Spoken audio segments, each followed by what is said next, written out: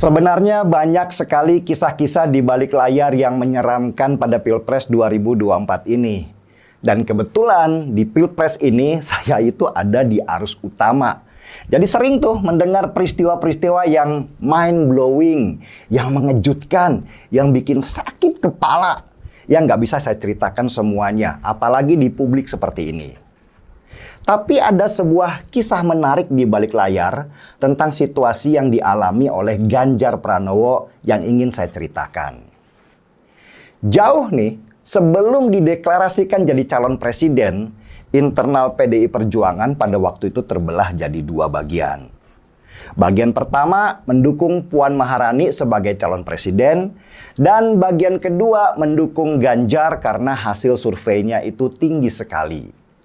Dan mayoritas internal PDI Perjuangan pada waktu itu mendukung Puan.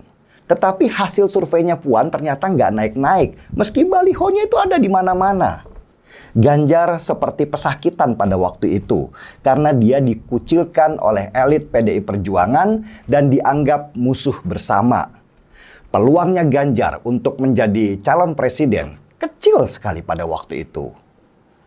Karena tahu kalau Ganjar dikucilkan di internal partainya sendiri, akhirnya salah satu partai politik mencoba melobi Ganjar supaya dia keluar dari PDI Perjuangan dan akan dicalonkan oleh partai politik itu. Ganjar menolak dengan halus karena dia setia pada PDI Perjuangan, partai yang membesarkannya menjadi seperti sekarang. Karena nggak bisa bujuk Ganjar keluar PDI Perjuangan dan gabung di partai mereka. Akhirnya ketua umum partai politik itu telepon Ganjar langsung sendirian. Di sini yang menarik nih. Ganjar nggak mengangkat telepon itu karena dia tahu apa yang akan dibicarakan. Dan pada akhirnya ketika nggak diangkat-angkat juga teleponnya, ketua umum partai politik itu marah besar dan dia bilang, sombong banget dia. Sesudah itu, seperti kita tahu, Ketua Umum Parpol itu kemudian mencalonkan Anies Baswedan. Ada lagi nih ceritanya. Sebuah partai yang kecil, sangat kecil, tiba-tiba mendeklarasikan Ganjar sebagai calon presiden. Partai ini beralasan bahwa ini bagian dari rembuk rakyat yang ingin Ganjar jadi calon presiden. Ganjar dipuji setinggi-tinggi langit. Baliho ditempatkan di mana-mana. Bukan itu aja. Partai ini juga bilang kalau Ganjar keluar ajalah dari partainya karena di sana itu sudah tidak kondusif. Ganjar sendiri ketika ditanya oleh wartawan, dia malah menjawab, partai apa itu? Saya nggak kenal. Baru saya tahu belakangan bahwa ternyata partai sekecil itu memang punya tugas untuk merusakkan nama Ganjar di mata PDI Perjuangan. Itu adalah bagian dari skenario besar untuk menarik Ganjar keluar dan menghancurkan PDI Perjuangan. Untung Ganjar sendiri nggak kepancing dan namanya tetap baik di mata PDI Perjuangan, partainya, bahwa dia itu loyal dan setia. Karena nggak berhasil menarik Ganjar keluar dari PDI Perjuangan, maka dihembuskanlah isu-isu boneka partai dan sebagainya dan sebagainya. Nah, yang terakhir ini nih, gerakan yang terbesar.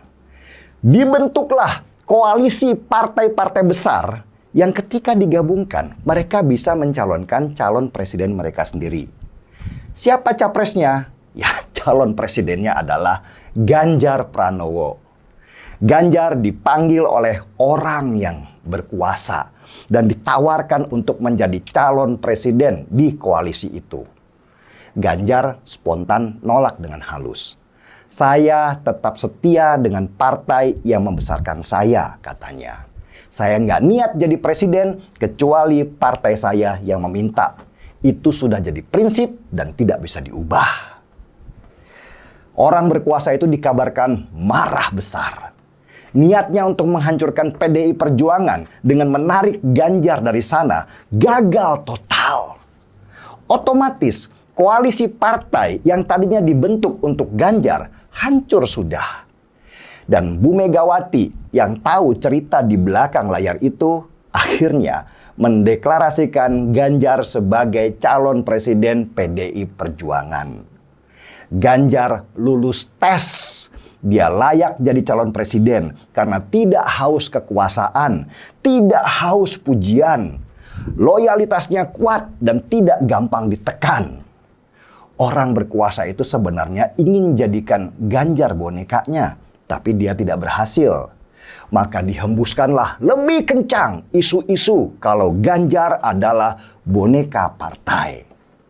Dan kebencian terhadap PDI Perjuangan dihembuskan terus-menerus supaya orang banyak terpengaruh dan menggerus nama partai dan juga Ganjar.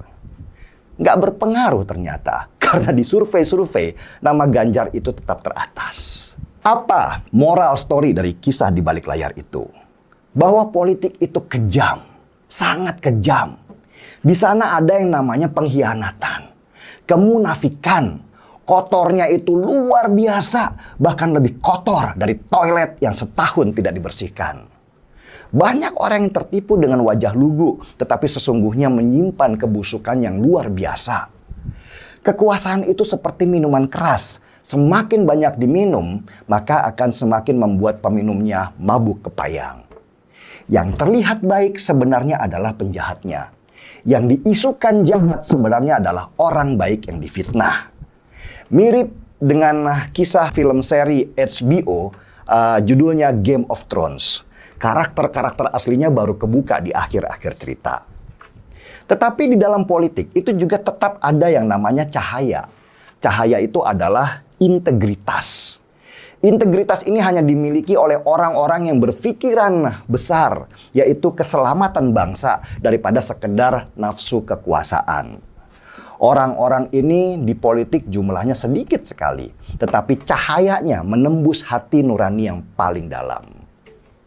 Kisah seorang paman yang meloloskan keponakan di MK, membuka semua tabir kebusukan itu dan menembus akal sehat dan hati nurani banyak orang yang tidak berpartai, para masyarakat biasa, silent majority, bahwa ada yang gak beres di dalam Pilpres 2024 kali ini. Ada yang salah ketika sistem bernegara kita ditabrak hanya untuk meloloskan seorang anggota keluarga. Bajingan memang. Dan kata bajingan itu sekarang terdengar ke seantero penjuru dalam bentuk bisik-bisik, dalam bentuk sindiran, nyinyiran, bahkan jadi bahan tertawaan. Baru kali ini sistem negara kita jadi bahan tertawaan, bukan saja di dalam negeri, bahkan oleh orang luar. Ganjar dan PDI Perjuangan boleh jadi sedang disembelih oleh kekuasaan supaya mereka tidak membesar. Tapi memang semua manusia itu punya garis tangan. Kalau memang garis tangannya jadi presiden, takdir tidak akan berdusta. Coba, apa kurangnya sih Prabowo? Kaya, berkuasa, jaringannya luas, didukung oleh banyak partai, tapi nggak jadi presiden juga. Garis tangannya sudah berbicara sendiri tentang takdirnya. Ada pepatah barat yang mengatakan, apapun yang tidak membunuhmu akan membuat dirimu menjadi lebih kuat. Negeri kita sekarang sedang diuji dan dibukakan dengan segala praktek busuk di depan mata. Percayalah, silent majority akan bekerja dan bergerak menyeimbangkan segala rencana jahat, yaitu tumbuhnya Neo Orba.